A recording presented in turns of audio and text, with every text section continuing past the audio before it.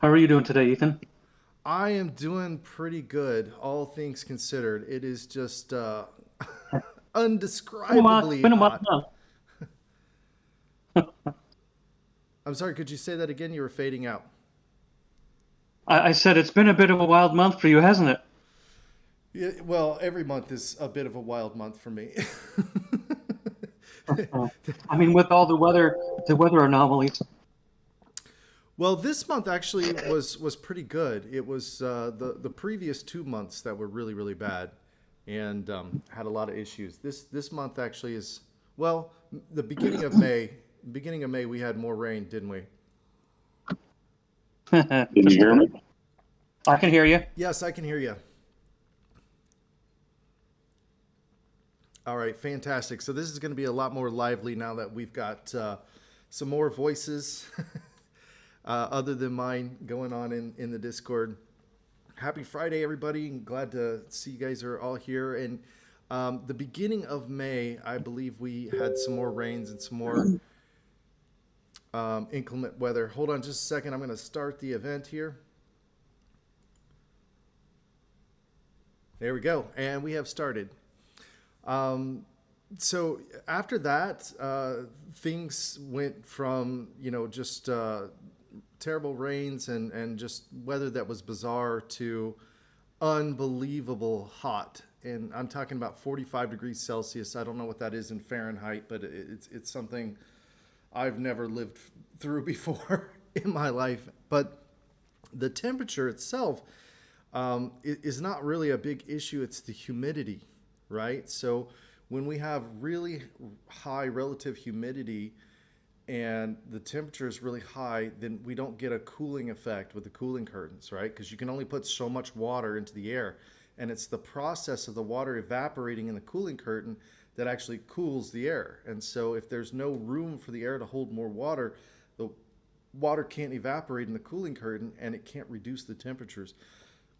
Excuse me, sorry guys. I've been making smoothies with my blender, and this one's kind of giving me a little bit of a There was one year where the temperature reached almost that here. I was living in the second story, like second floor of a converted farmhouse, tin roof, lots of insulation, no air conditioning. I had to seal myself in my bedroom with the like those small air conditioning units for 6 hours.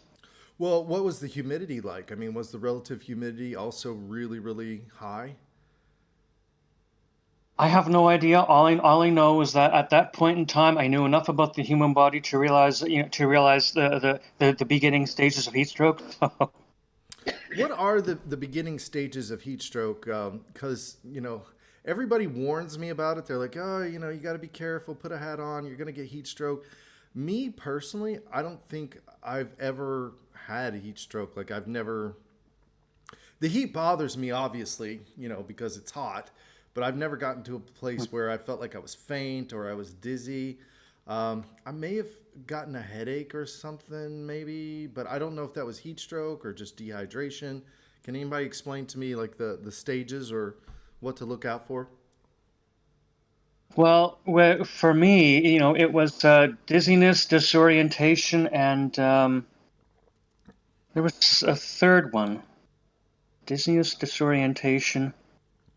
Um, I Usually you just get had, I burned. just had it in my head. There were three of them, and I couldn't remember two of them. Okay, dizziness, disorientation, and then somebody said a third one. Yeah, it was Aaron. Aaron, could you say that again? Nausea. That's the one. Nausea. Okay. So if I'm experiencing kind of some, lightheadedness, dizziness, confusion, difficulty thinking, and then like nausea, sickness to my stomach, then I should go into a cool area immediately. Yeah, But GTFO.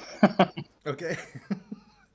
um, Fortunately for me, again, I don't like to be out in the heat, but I've never stayed out in the heat long enough to feel anything like that. I don't know if you guys know a little bit about my past, but I used to be a skateboarder. I still skate. but I don't skate as hard as I did. But in my youth, I would skate like from dawn until dusk, like, all through the hot day. And I guess just getting used to that, like the heat's never really affected me like it affects other people.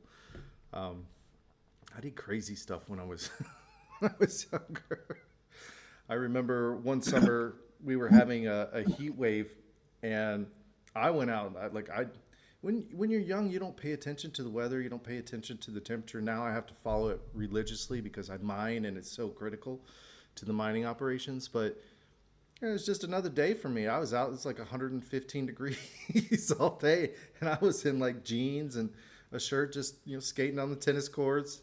Didn't bother me at all. And when I got back in, my dad was like, "Where were you? I was worried about you." I was like, "I was out skating, man."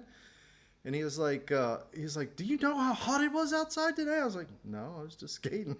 Like, it it didn't bother me in the slightest. But I guess I'm lucky in that regards. All Well, right. I mean, a dog sweats more than I do, so as long as I'm careful, nothing bad happens. Yeah, and dogs don't really sweat, right? They have to shed the heat through Just through their. their tongue. Well, they do it through their tongue and also through the pads on their paws, I thought as well. Yeah, I think so. Yeah, you're right. All right. So it looks like we've got a few people here. I'm going to jump right into it and let's kind of break down the timeline of what's going on with the CobraX situation. I'm pretty sure most people who are watching the AMA, they want to know about that. They want an update on that. And I'm happy to do that. So if we kind of look at things in the beginning of January, Sakib and I started looking for a plot of land to do the CobraX project on, and we found one which we thought was really good because it was right next door to an existing farm that we have. So it really makes like the logistics of having workers on site and being able to take care of everything easily and quickly and efficiently, instead of having things really spread far apart.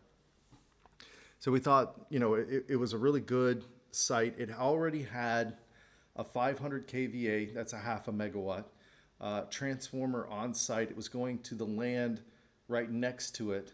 And we were like, well, it's already got the power. All they have to do is just, run one power line off of that 500 kVA to our piece of land, and we're up and running. So I want to say, mid to end of January, we managed to secure a lease on the land. And after we secured the lease, we immediately went with our electrical contractors. I think it was the beginning of February.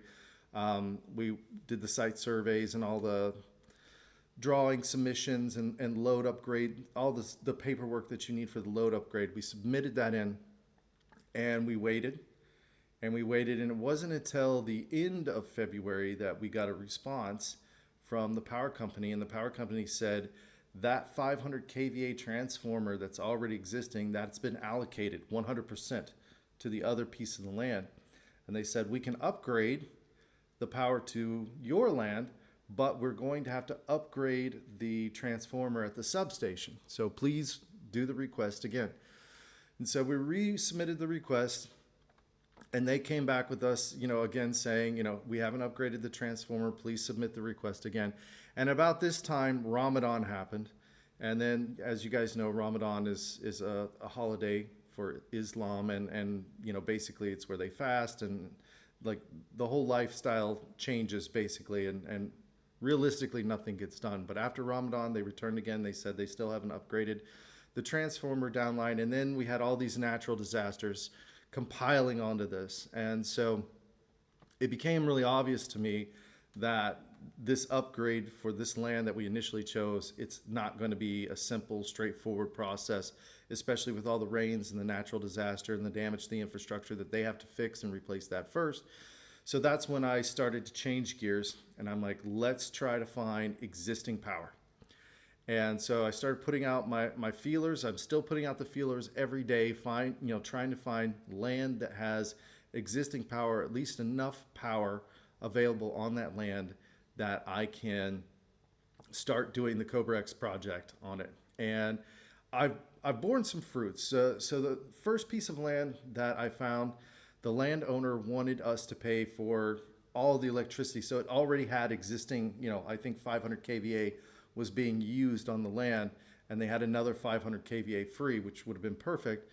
And I proposed this to Roop, and I said, look, there's no way, you can't, it's not like a cake. You can't cut up electricity, right? You can't say, you guys use this much, we use this much, you pay your part of the bill, I'm going to pay my part of the bill.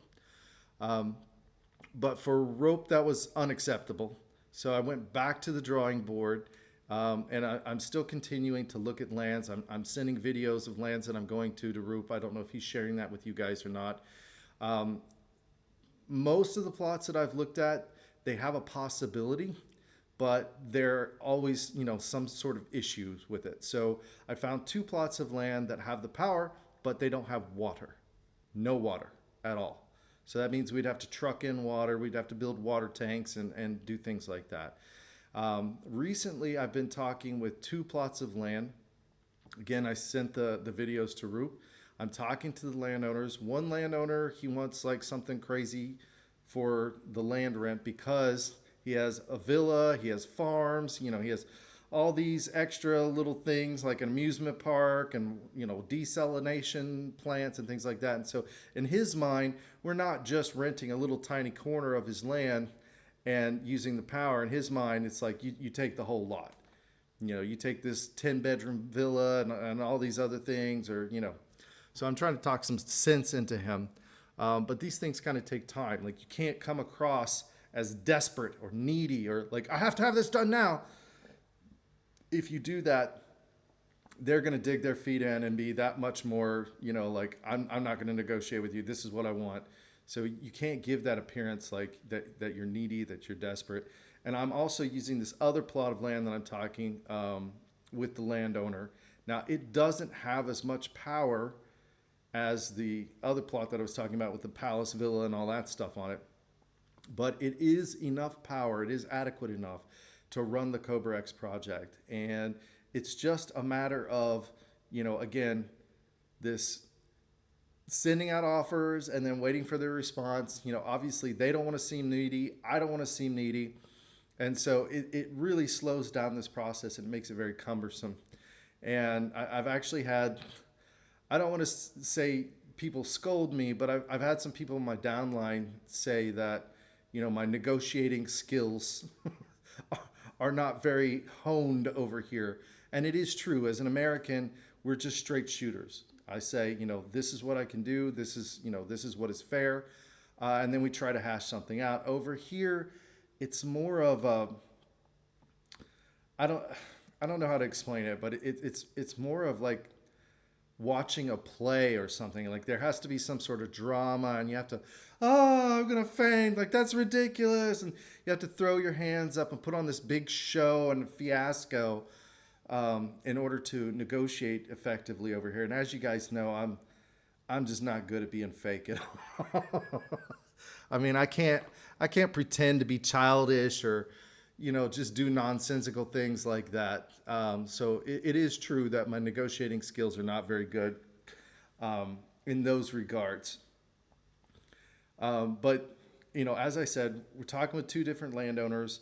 I'm trying to pit them against each other and see if I can hash out the best deal. Now, I want you guys to keep in mind that the funds that Roop paid for CobraX, that was already allocated to the land that we leased, that we signed at the beginning of January. So those funds have already been, applied towards that power upgrade. Everything that I'm doing at this point, I'm doing out of my own pocket. I'm doing out of my own expenses and my own time. So I really understand everybody's frustration with the situation. Believe you me, I've got the frustration, but the only thing I can do about it is give you guys my time and my resources to try to make something whole. So I ask you guys to just keep bearing with us while I hash these, this deal out. I'll pay for the lease out of my own pocket. I'll pay for the build of structure and all the electrical work that has to be done, because I just want to get you guys up and running and up and mining. But I really appreciate everybody's understanding of what's going on, and just keep encouraging me, keep being supportive of me. I will get this done. I will make this happen. Does anybody have any questions? Any of our existing guys?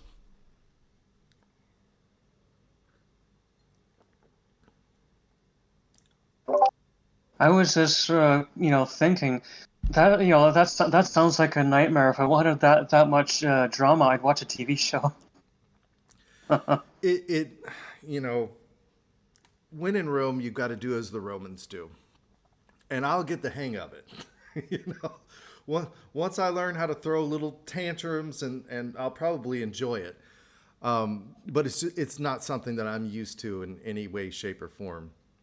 It's not something that it's not a behavior I'm accustomed to. But Me either.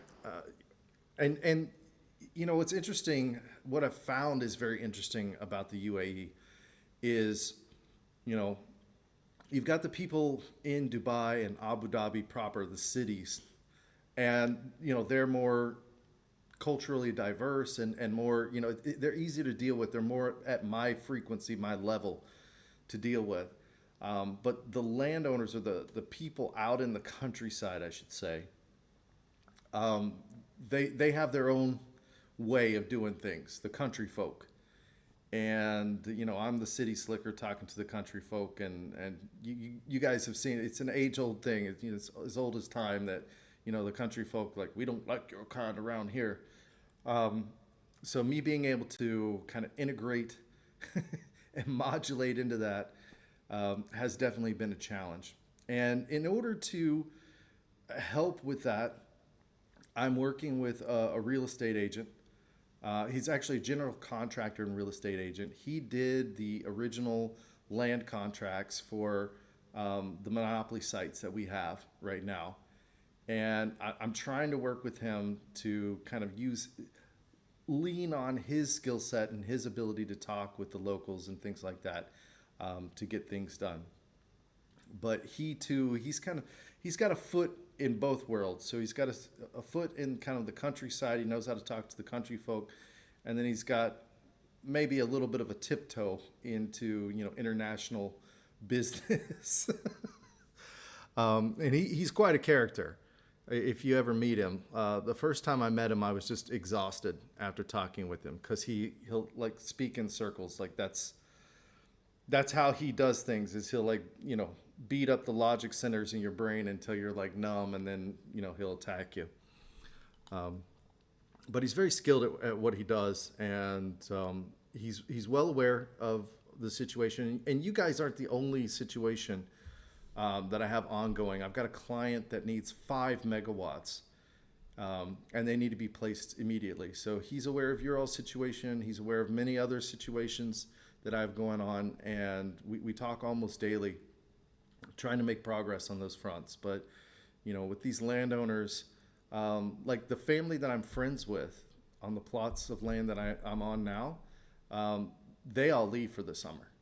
So Abdullah, he's a good friend of mine. He's at his house in London right now, in the cool, while I'm sweating it out.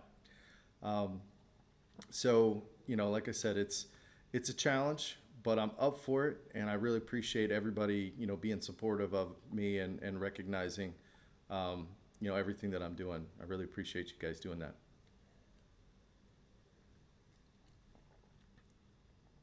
So if there are no questions about that, I mean, that's where we are. That's what I'm doing. And like I said, I'm in talks on 2 plots of land, and I think I'll be able to hash something out soon. Okay, yeah. So I'll go ahead and answer you, Crypto. The difference between the 2 plots of land is that one plot of land has a huge like palace villa on it, and lots of farming operations and a desalination plant and things like that. And the landowner, he wants somebody to rent like the whole piece of land. Like he wants them to live in the villa and do all the other things that the land has to offer. And so it has the most power available. It has the most power immediately available, right? The other plot of land needs basically a power room upgrade, but it has the power outside of the land. So one plot of land has the big palace villa. It has all the power in the power room. We literally just got to run the power wire out into a little building and start mining. The other plot of land has the transformer. It has the power coming from the transformer, but the power room itself is like very old and antiquated and needs to be like refreshed and updated, and then the power run out. And that landowner is the one that is very slow to respond. So, like I'm trying to juggle between these two guys, right? One guy is very responsive, but he wants too much for the rent. The other guy is not as responsive. We're lucky if we get a response once a week out of him. But he's more reasonable about what's going on with the rent. He's just moving very, very slow. And I've come to understand over here that time means nothing to people over here. They could care less about time. To date, I'm yet to have, well, maybe once somebody showed up on time to a meeting. But to this day, I think it's typical for somebody to be at least 30 minutes late. At least 30 minutes late. And I'm always, if I'm not 5 minutes early, I'm already late in my mind.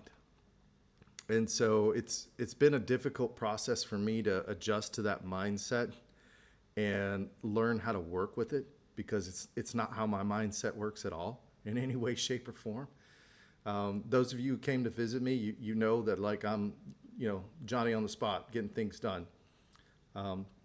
Even when my workers ask me, they say, "Are you going to come to the farm today?" I say, "Yeah, I'm coming to the farm." They say, "What time?"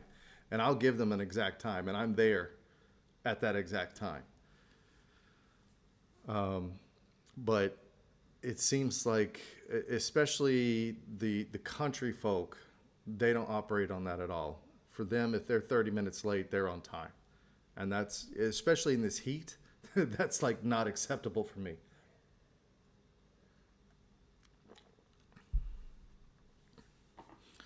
I do too, Rebel. Rebel says, "I find it frustrating and disrespectful if someone is not there when they say." And I do too. Coming from, living 10 years in Tokyo, not being on time is a really big sign of disrespect. But, it's different rules over here. It's a different culture. It's a different way of life. It's a different way of doing things. And so I have to adapt to them. I don't think I'm going to get them to change to my way. Absolutely. So Crypto said, if either works, we can get a response from the slow responder or the one that's asking too much to lower the price. Yeah, the guy that's asking too much, again, in his mind, he wants, what I have to overcome is just, convince him, like, you can still rent all of this to somebody else. I'm going to take up a very, very small piece of your land in the corner. You won't even know that I'm there. And you can still have somebody else living on the land. So I have to convince him of that and get him to a reasonable rent for that small piece of land. And then for the other guy, that's the slow responder. Of course, we are every day, looking for other landowners and other possibilities, and it could happen Monday. I could get a call on Monday from Abu Ali. He's the general contractor and the real estate guy. And he could say, "Ethan, I got the perfect piece of land. He's ready to go. Let's sign the paperwork now." That's exactly how he talks. And I say, wait. Abu Ali, I have to go look at this land. I have to make sure it has water. I have to make sure it has red. He's, "Oh, no problem, my friend." And he's like, "Let's meet at 4 o'clock." And then I get there at 4 o'clock and I wait until 4:45 for him to show up. True story. That's how it really goes down. So absolutely, Crypto, there may be an opportunity that pops out of the blue. He's doing everything he can night and day. I'm doing everything I can night and day. I'm pretty sure something will shake loose soon. I've even reached out to existing mining farms. I showed you guys a message. There was one farm that he wanted to sell, but it could only hold 40 machines. We need to hold at least 70 machines plus, because we need some power overhead. We don't want to be maxing things out. We want things running at about 80%, especially in all this heat.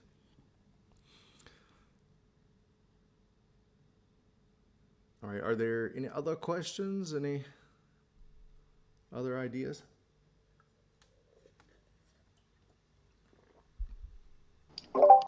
How's Shakib doing? Haven't heard from him in a while. Saqib is doing great, man. He's living his best life. That dude, he took like what, 3 vacations last year, and I think he's taking another 3 already this year. Um, there are some times, I'm not gonna lie, that I'm envious of Saqib. But the problem is that's maybe 1 hour or 2 hours, and then the rest of the time I'm just like, man, I love what I'm doing. I personally have not had a vacation in 10 years at least. I can't remember actually the last time I had a vacation. Like where it was just dedicated to me, being off and doing nothing but just, relaxing. But I don't think I can take a vacation. I've got so much going on, and I just, love having all this responsibility and things like that, I couldn't relax. Even if I wanted to take a vacation right now, it wouldn't be very good for me because I would just be too worried about so many things that are going on. I wouldn't be able to just sit there either. If it's a vacation, I'd have to be doing something. I cannot just sit there. Yeah, it's the same for me. So I will get to. Here's what the plan was. So in the last bull run, and I was telling everybody this, I was like, we're going to wait for the parabolic, we're going to crash out. And then, for a year and a half, we're all just, going to relax and take vacations and enjoy life. And what happened is the last bull run was just so bizarre. Like it didn't get to the parabolic, and it did a double top, and it did so many things that were really unexpected that we didn't get a good exit point. We didn't have a good exit strategy because it never really got to our threshold to do the exit. And that kind of got us in a little bit of predicament. I think I've explained to all you guys about Horde and things like that. And so when things were, kind of mysterious, we were looking for alternative revenue streams, and that's when we got involved in Horde. And I had the majority of the company's proceeds or profits in an altcoin. What was the name of that altcoin? Hold on just a second here. See if I can look it up. If we want a BTC prediction, I can give you guys that too in a little bit. Let's see here.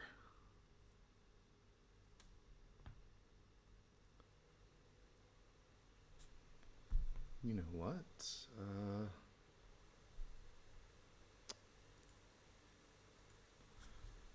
It's so funny how like you can live by something and then totally forget it. Like, yeah, it was Algorand.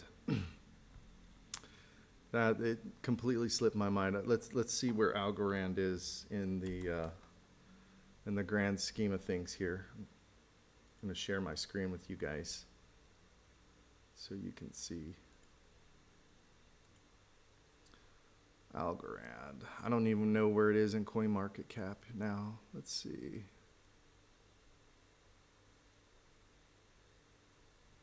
Yeah, it's number 66. So the really cool thing about Algorand is how crazy fast it did transactions. It literally would do a transaction and a confirmation in less than a second. Like you would hit the send button, and by the time I said the word send and the person on the other end of the phone heard it, it was already in their wallet. And what is it at? It's at 19 cents now. Let's take a look at the all. So when Algorand was in the $1.50 to $2 range, I'm going to say, I probably had a little over 2 million in its peak, in its heyday. And so that was worth about 4 million USD. And then it went all the way down. Big crash and burn. Looks like it bottomed out about 10 cents. I think we got out of everything, I'm going to say when it was like maybe 39, something like that. So a huge loss happened to the company. Now, these weren't my personal funds. These were the company funds. And I'm not pointing any fingers or anything like that. It was Saqib that was, in 2020, that was like, we got to do Algorand. We've got to get into this. This is, like he saw the YouTube videos or whatever, and it was great. So all the company profits we rolled into Algorand, all during this bull run, and of course they multiplied as Algorand went up. But then they were all also pretty much lost. And it was also Sakib's idea to do Horde as well. Me, I'm not, Sakib was always the altcoin guy. He was always the GPU miner, which GPUs do altcoins and things like that. And so I always listened to his expertise or his experience in that. Me, I'm always more traditional. And because of these mistakes made in the last bull run, we now keep everything in stablecoin. It's only Bitcoin or stablecoin. Those are the only two things that we keep things in. And so if there's a lesson to be learned from this, guys, is you can dabble in the altcoins. You can get very lucky in the altcoins. But if you're going to try to run it as a business in crypto, stay away from the altcoins. You're going to get wrecked.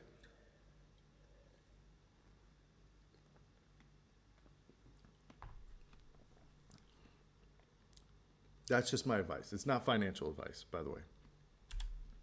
So I wanted to show you guys the stock to flow though, because I'm seeing a very similar pattern to the 2016-2018 bull run.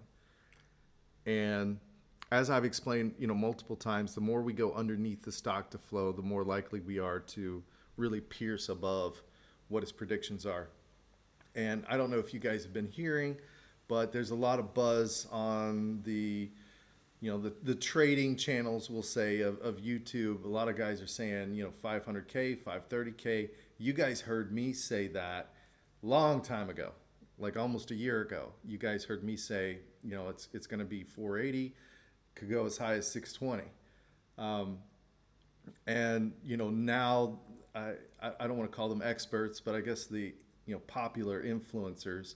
And a lot of this is just, the mindset, right? If the public believes it's going to do something, if the public sentiment is there, the possibility of it happening becomes much higher. And I remember one guy early on in Monopoly, basically he like laughed out of the room. He was like trolling or something. He's like, "You think Bitcoin's going to go to 480?" And I was like, I don't think it. That's what the technicals are showing me. Like, I will be the first person to tell you, I don't know what it's going to do. I, just follow the trends and, see what the technical analysis says is possible. But I definitely think we're going to go in the 480s, maybe break 500, maybe even break 600 for a day. Who is EMP, Rebel? Can you tell me about that? Yeah, EMP. It's I don't know if you've ever heard of a guy named AJ Brockman. Doesn't ring a bell. No. Well, in the 2.5 years that I've been knocking around crypto, there's only perhaps three entities that I would trust with my money, or to hold their ecosystem tokens. That would be you, EMP, and a play to earn gaming company called Cosmic Force. That's it. Just those three out of like what, millions? Oh yeah, and trust me, guys, the beginning is just here. This is when it gets crazy, when Bitcoin goes to these new astronomically high numbers. I think for some people, it's hard to fathom 500K. I think the everyday average person, $500,000 is just, it seems like a pie in the sky number. Like if they had 500K in their bank account, all of their problems would disappear. However, for me and just the amounts of liquidity that I've dealt with in my stay in crypto, 500 million is now my big number. But going back to that, like, people see a number like 500K, and it gives me a good idea of who they are in life. Because if 500K is like such an astronomical, like impossible number, like whether it be for a house or just in your bank account, or some sort of asset to be valued at that, then that gives me a really clear insight as to your personal experience with money and wealth, right? So if you're at a place where 500K is a big number for you, then that tells me that you haven't had great successes or experience with phenomenal amounts of money in your life. And at the end of the day, and this was something that I had to teach people in the last bull run, is we would get orders into our website for 500K or 750K, or we had quite a few $1 million orders plus as well. And to my downline, to this team, like, these were unfathomable numbers, and you have to just let that go. There is no difference between $5 and 500K. It's just the amount of zeros at the end of it, right? At the end of the day, you're providing a service, and they want to buy miners and machines and equipment and infrastructure from you. And whether it's they buy $5 worth from you or they buy $500,000 worth from you, it's the same process. You have to treat it the same. There is nothing special. There's nothing remarkably different that you have to do for 500,000 that you have to do for $5. And helping people kind of wrap their minds around that and to kind of let go. I think people have this kind of internal temperature of the value of money. And when you let go of that and you just see it all as a number, and you stop thinking that, $10 is less or less significant than $100,000, when you can let go of that, that's when real wealth can start to encroach in your life. I don't know if you guys know about manifestation. I'm a big firm believer, thoughts are things. I'm manifesting every day that we get you guys power for the CobraX project. And, when you have that internal reservation of, like a value of money, and, wow, $100,000, that's a lot of money. You subconsciously limit yourself. You will block yourself. That will become your ceiling in life if you think along those lines. And so when I let go of that, and I just started seeing it all as numbers, it's just like, a million has more zeros behind it than 10 does. That's when I really started to step into much larger sums of money and much kind of bigger level, higher level projects and company growth and things like that. Okay, here we go. Let's see. I can't remember the second part as well. Let's see. Okay, you mentioned that if BTC goes below 50K, some mining companies will quit. And that is optimal for Monopoly, since we'll have less competition, so the payout will increase. That way, less competition for hash rate. So it has to do with the difficulty. So I'll start with this, crypto antiquity. Is that as more and more machines get on the network has to increase the difficulty of the block solve, because the blocks will start to be solved too quickly. There's too much hash rate being applied per block, and the block gets solved too quickly. And so every 2 weeks, this gets adjusted automatically. This is all automatic in the white paper that Satoshi Nakamoto made. And what happens is, when mining becomes unprofitable, machines will have to unplug. And so there's less hash rate in the network. And so the block solve difficulty becomes easier to solve.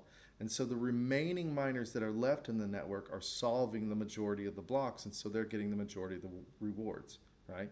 So if we kind of think of the block as like a pie, right? The more hash rate that is in the network, the tinier the slivers of pie that we have to divide up the rewards from that block to go out, right? But if we reduce the network, reduce the amount of machines on the network, then each machine gets a bigger slice of that pie. And so that's how difficulty affects mining results or mining rewards, right? So there's two things that are fighting each other here, right? So the more machines that are on the network, the smaller our sliver of pie of Bitcoin that we get for our mining efforts, right? But that doesn't matter if Bitcoin price is high enough, right? So let's say we're getting half the rewards that we were getting, but the value of Bitcoin is worth double. So that is a zero sum game, right? So that means we're getting the exact, in US dollars, the exact same as what we were getting before the halvening, right? But we're now in this kind of limbo area where things have to readjust or reacclimate. The system has to rebalance. And so typically what will happen is there will be some sideways or downtrend. I believe the correction is over. Looking at my charts, I think that we're not going to see any more downside to Bitcoin. I believe that this halvening, typically halvening is not a survivable event for many of the older generation machines that have been running through the entire cycle, and they have to unplug. This reduces the amount of machines on the network. It gives everybody a bigger piece of the pie. And so even though Bitcoin price is low, you're getting more Bitcoin, so you're maintaining that same US dollar value, right? In this case, I believe it's a survivable event. So there's been a slight reduction in the network, but nothing like the 80% that I was hoping would happen. What it means is that until Bitcoin price action starts going up 100K, 120K, we're not going to be at the same US dollar levels that we were, back in January, back in December, until that equilibrium comes back into the system. And then what will happen in the bull run is then it'll go hyper extended to where, if you thought, I think, if we look at the payouts, like one of our best months, you guys, was like maybe 0.35, something like that was one of the best months. And I think at that time, the US dollar value, let me just run some quick numbers here, 245,000, 0.35. So the US dollar value was about 15,000, something like that. I'll go back and look at the hard numbers, but at 15,000, that's a pretty good return between each NFT. Let's see, divided by, what is it, 620? Oops. Let's do this. Let me clear this. 15,000 divided by 620. Yeah, that was like, about $1 a day, 25 bucks a month, right? Now, even though we're getting less and less Bitcoin for our mining efforts, when Bitcoin gets to, let's just say 250,000, right? So we'll take that 0.35, we'll divide it in half, right? But now we'll multiply it by 250,000. Okay, in that month, that's $43,000 USD value. And then we divide that by 620. So that means you guys made $70. So you were making over $2 a day in that month. So you see how it works? So even though we're getting less Bitcoin, when the value of Bitcoin rises higher and higher and higher, and especially when it goes in that bull run, then you're actually getting more in USD value than when we're getting higher rewards at the beginning of the project.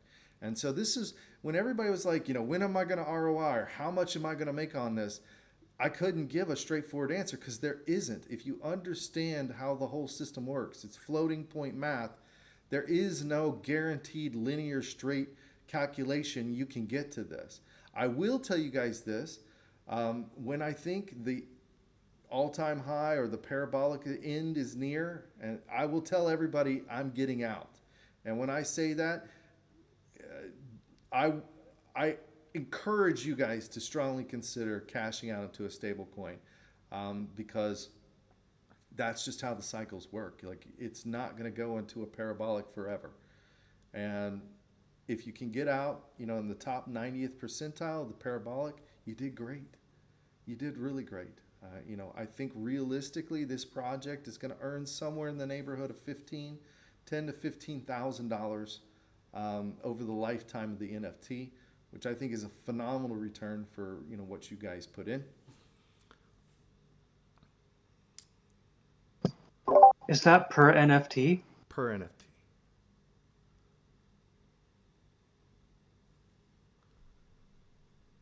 And again, it will all have to do with how you time to get out of the market, right?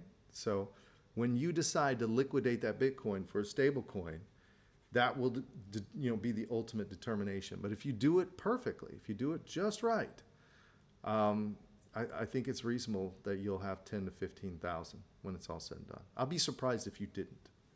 Let me put it that way. There's no such thing as perfect, especially in crypto. I'll settle for good enough. Yeah, right. Right. Let's see here. I can't remember the second part. Need to go as high as 70K. Be able to pay for electricity. Okay, so that's another thing too, guys, is, as the rewards are less, and well, I'll put it this way. This was the first month that the electricity bill came in and there was not enough Bitcoin mined to pay for the electricity bill. So I had to pay for it out of pocket, wait a couple of days for the mining rewards to get up, and then cash that out to reimburse me for that bill. But that's okay. That's all part of the equilibrium. As the value of Bitcoin goes higher, then I will need a very small, a much smaller piece of Bitcoin to pay for the electricity bill. The smaller the piece that I need to take, the more that's left over for you guys to divvy up. Does that make sense? And it all has to do with Bitcoin price action. If we look historically, after the halving, we have some sideways movements. I don't expect much sideways movement, and then the bull run begins. I'm expecting the bull run to start within the next 60 to 90 days, and it's just going to blow everybody's heads, where it blows off at the top. But again, I would strongly advise that when I say I'm cashing out, that you guys consider it as well. Again, it's not financial advice. It's, just, you don't want to miss the top. You don't want to be cashing out when it's going down, right? You want to be cashing out when it's going up, because that's when the liquidity to demand a higher price is there. If you cash out when it's going down, you'll have to ladder. Well, for you guys, it's not a big deal because you're not going to have like a massive quantity of Bitcoin. But, for me, if I want to liquidate 50 Bitcoin, it's better to liquidate it when it's going up than when it's going down, because I'm going to lose a lot more money if I liquidate it out when I'm going down. So, yeah, for you guys, it's not as big of an issue as it is for me. But, I'm going to show you guys all the metrics and all the indicators that I use to make that determination. It's really interesting is the color is very accurate. When it turns into this kind of greenish color, get out. Like every time it's turned into this greenish color, that's been like a good time to get out. So when it goes from this bright yellow into kind of this darker green, just get out. That's always a good time. And I'm going to show you guys. Yeah, I think you guys can see it. Go ahead and show the stock to flow on the screen. Just to recap here, so we've got, the different color changes in the different cycle. When it gets to the green, get out. What's interesting is that you asked that. So I don't worry about time as much, but according to the stock to flow, somewhere around September. So we literally have maybe 12 to 14 months before we need to start thinking about that. So in 12 to 14 months is when you guys need to be considering that. You're not going to ever, perfectly hit the top. You never perfectly, well, actually, I'm getting really good. I called this bottom within 2 days. So we did a big marketing campaign for my company, A6Z, and I said, Bitcoin bottom sale. And literally that was, within 2 or 3 days of the bottom. So I'm pretty good at calling the tops, pretty good at calling the bottoms. But you're never going to hit it perfectly. You're never going to, nobody has perfection like that. And if you can get within 10% of the top and 10% with the bottom, you're doing great. You're doing phenomenal.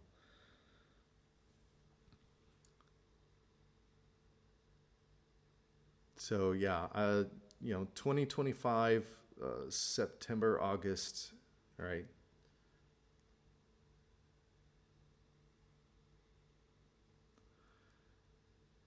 Yeah, I don't know how much the election has an influence over Bitcoin itself. I mean, obviously, regulation, SEC, things like that.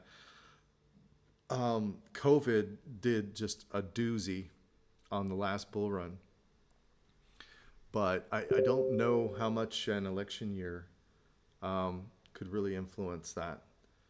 Market sentiment is a huge thing in the crypto space. If people believe it's going to do something, then odds are it's going to do that. Um, yeah, but all the indicators clearly say 450, 480. Saki was sharing with me a video earlier this week saying this guy's saying 530. I think it'll be somewhere between 480 and 620. And you guys should, have a phenomenal return on being part of the Monopoly project. And the good news for CobraX, I'll kind of just go back in the circle, is we haven't missed, the opportunity. We're going to go sideways for another 2 months or so. And if I can get you guys up and running within those 2 months, then I'll feel like, you guys didn't miss the boat at all. If it's after those 2 months, then, I'll definitely feel like you guys, kind of missed a little bit, or, whatever you miss of that. But I definitely don't think it'll be 2 months before we get you guys up and running. I'm doing everything I can to get things done as fast as possible, and to make sure that you guys don't miss the boat. But as long as you guys get on the boat at the beginning of the bull run, and you just run it out, everybody's going to be very happy.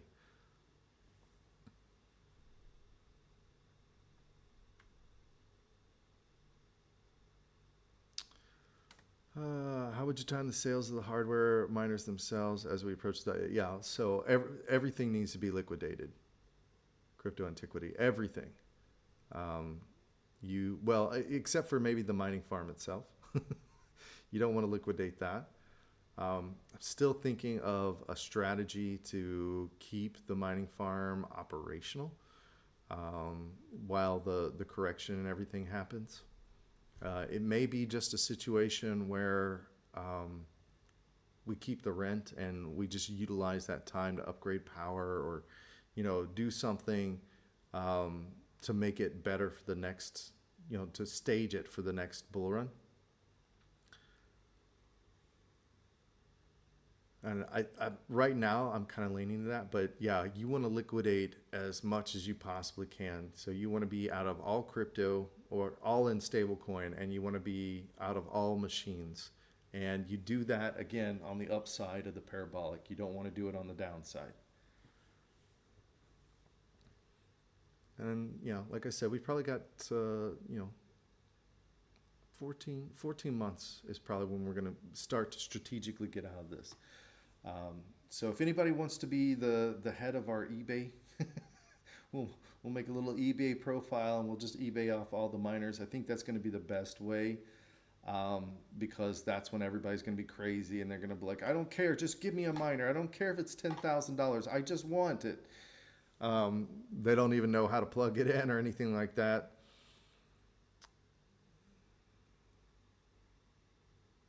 Yeah, the more tough lessons that you have in the crypto space, I think the better you become at it.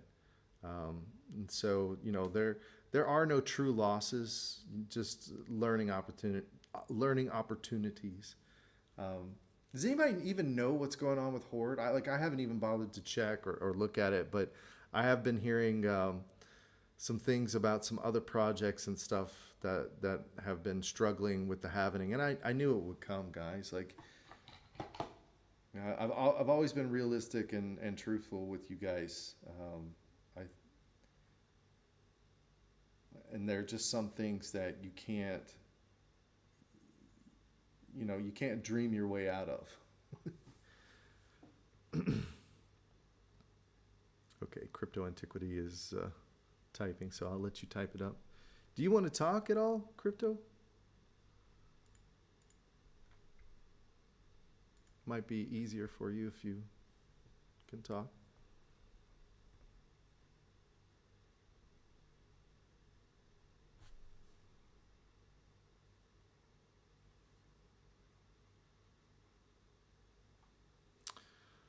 Okay, let's see. All thumbs up with the mic. I have to figure out how to use it. Very old school here. Well, we're actually kind of running out of time. So, Crypto Antiquity, if you want to do it on the next AMA, we can do that.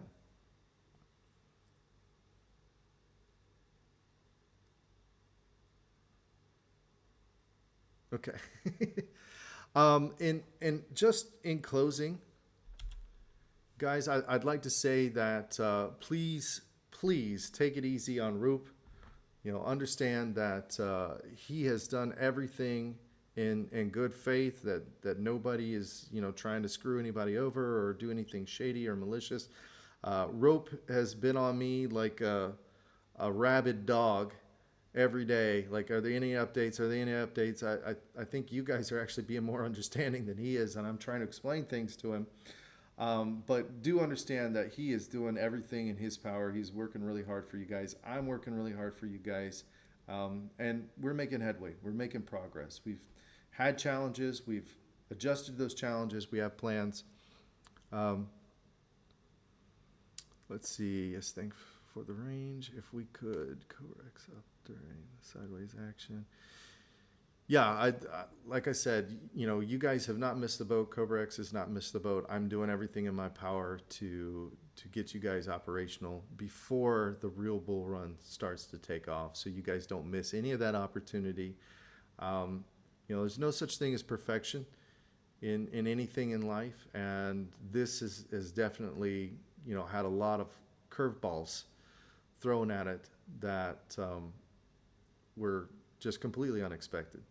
You know, I was expecting to get an immediate power upgrade, build the power room, and build your structure and get you guys going, you know, within tops, you know, maybe 6 weeks. But that has just drawn out and gotten more monkey wrenches thrown into the works, and more and more and more. But I think the smart thing is, you know, we're working 2 ways now. So we're still continuing to request the load upgrade to that land. And I might get the approval next week. I don't know. That's up to the power company. But at the same time, we're also looking for land that's already been upgraded. And one or the other is going to break, right? I'm either going to find some land that has power ready to go that I can just literally run the cables out to a structure and get you guys up and mining, or, you know, the upgrade request will come in approved. We've upgraded the transformer downline. You guys are ready to rock and roll. But we're doing any and everything that we can to make this happen for you guys. And I really appreciate everybody's understanding. And, you know, again, it's not anybody's fault. I don't think there was anything that I could have done or that Roop could have done. It's just a bit of bad luck and a bit of bad timing. And sometimes that happens. But like I said, at the end of the day, what's really important is that you guys don't miss this parabolic run that's coming. And we've still got a couple of months before that's going to begin. And if I can get you guys up and running within that time, then I will be very pleased. I won't be happy how everything went, but I'll be very pleased that I got you in on the train before it leaves the station. All right. And we'll let Crypto Antiquity, will let you do the final statement here. It says, I'm ready to celebrate when CobraX gets the land electricity deal it needs. I'm saving a bottle of pop to open up on that day.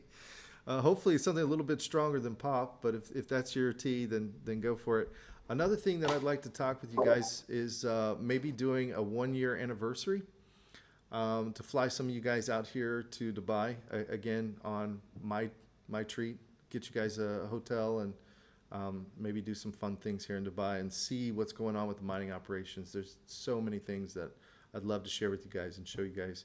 I'm still thinking about that, rolling around in my head. If you guys would be interested in that, please feel free to DM me, reach out to me, and maybe we can discuss further and put something together. But hope everybody has an awesome Friday and an awesome weekend. And I will see you guys in the next AMA, hopefully with even more good news.